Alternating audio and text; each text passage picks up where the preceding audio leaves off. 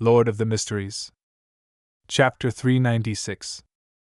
Great White Brotherhood. After returning to the real world, Furs sat at her desk and lost herself in thought about the Abraham family for a while. She had a whole new understanding of the few words mentioned in the mysticism notebooks she had.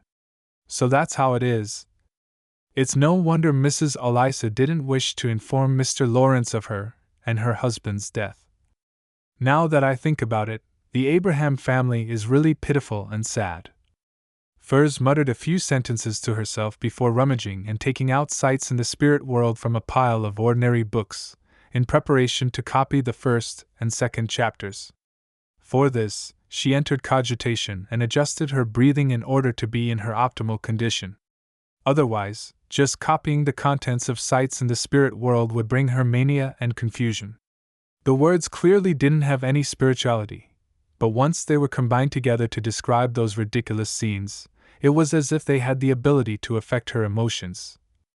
I need to take a 5-minute break after every 5 minutes of copying it. I don't want to lose control because of this.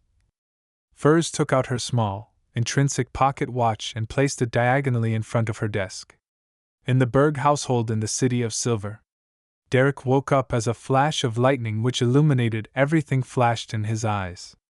He looked around, but he didn't feel like he was being monitored.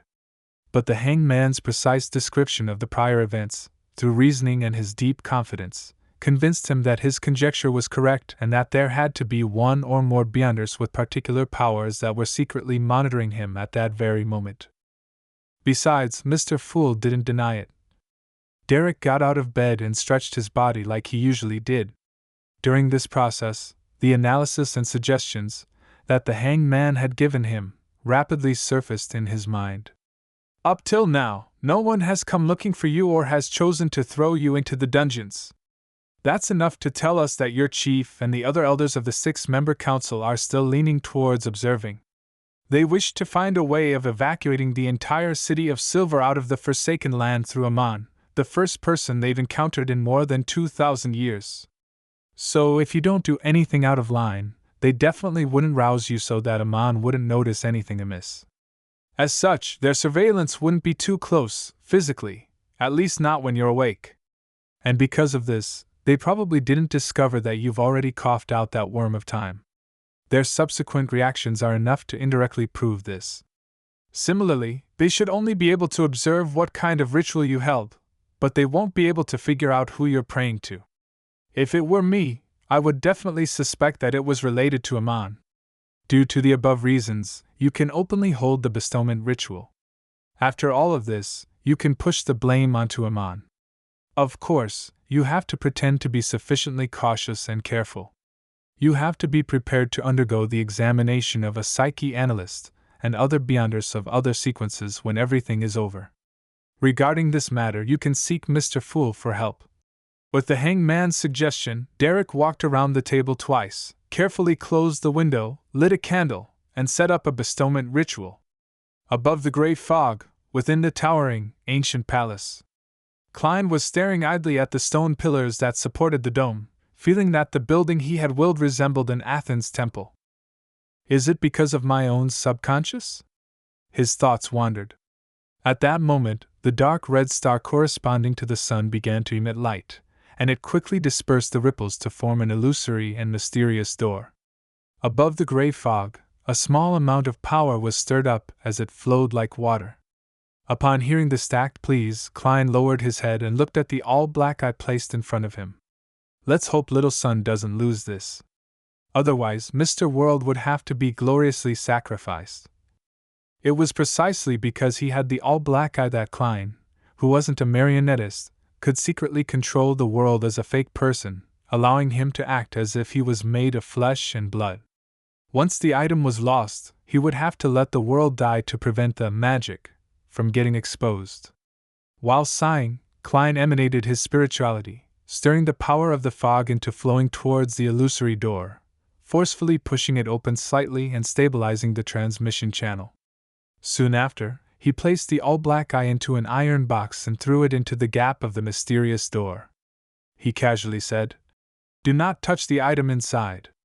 After doing all this, he didn't stay any longer, because he knew that little son wouldn't be able to find an opportunity to take action that quickly, and he was unsure when Miss Magician would be able to finish copying the 2 chapters of Sights in the Spirit World.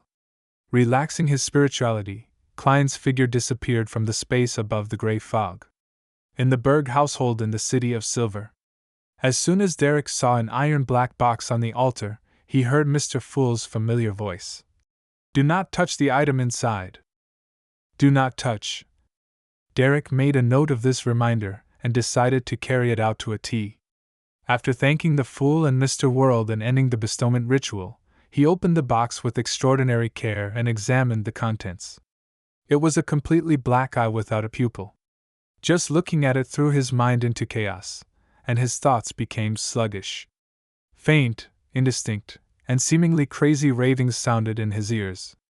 After a sudden shiver ran through his body, Derek closed the lid of the iron box, picked up a silver dagger, and completely sealed the iron box with a wall of spirituality.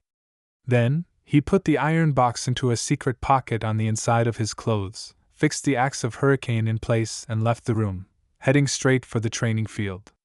The exploratory team members were still under the disguised quarantine. However, Derek had no plans to take action today. He carefully followed Mr. Hangman's instructions and planned to observe the situation first and patiently wait for an opportunity.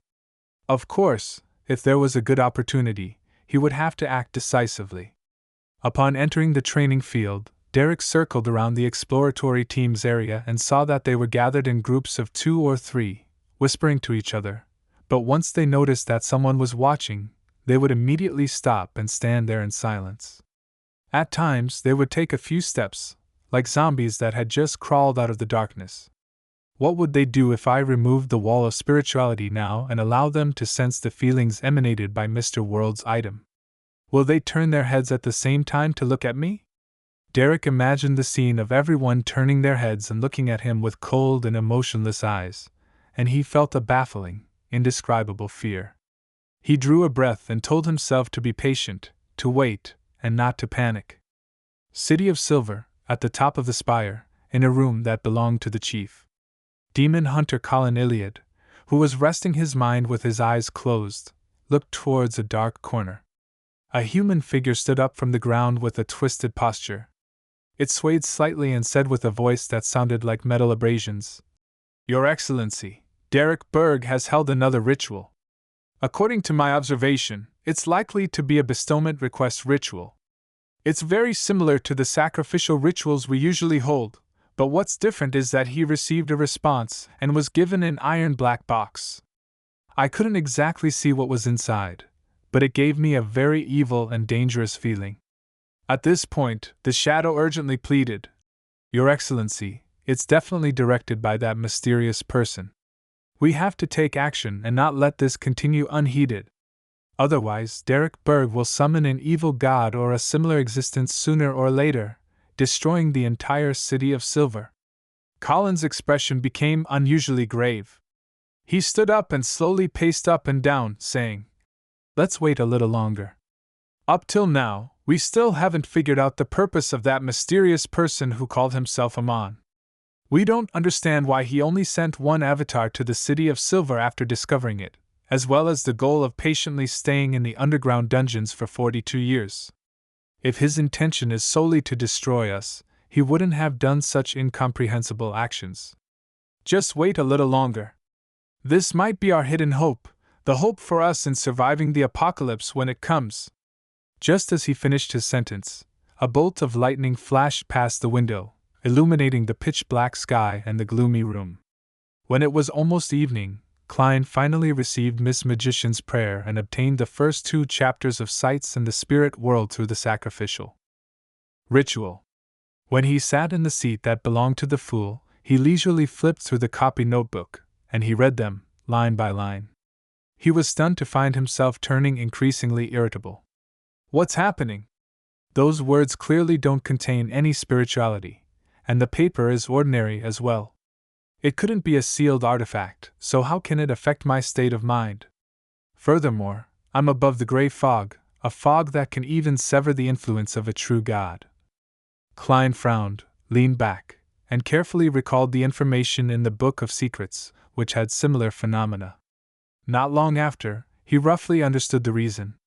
When certain existences were described in detail, even if it was written in text form, it would still affect the reader's thoughts and psyche. Amongst them, the scariest were records related to true gods. A book explaining a particular god in detail would cause every reader to go crazy or even distort their ideologies. As for beyonders, there was a high chance of them losing control. Sights in the Spirit World was written by a certain ancestor of the Abraham family. He had recorded all the strange and wonderful things that happened when he traveled through the Spirit World. In the first chapter, he described the lights in the Spirit World. He believed that the 7 rays of pure light of different colors contained the limitless knowledge of different domains, and that no matter where the travelers were in the Spirit World, they would be able to see them blanketing higher elevations. What was even more surprising was that these 7 rays of light were alive. They were like spirit bodies that lingered there. In the field of mysticism, many of the secret deed rituals were actually aimed at the 7 pure lights, and through their secret connections, they allowed one to gain a certain amount of knowledge. Therefore, many mysticism experts called the 7 pure lights master or teacher. In response to this, the 7 pure lights seemed very happy. They had even pulled quite a few spirit world creatures to form a secret organization that specialized in teaching people, the Great White Brotherhood. In the second chapter, the traveler from the Abraham family recorded his encounter with the yellow light, Venathan.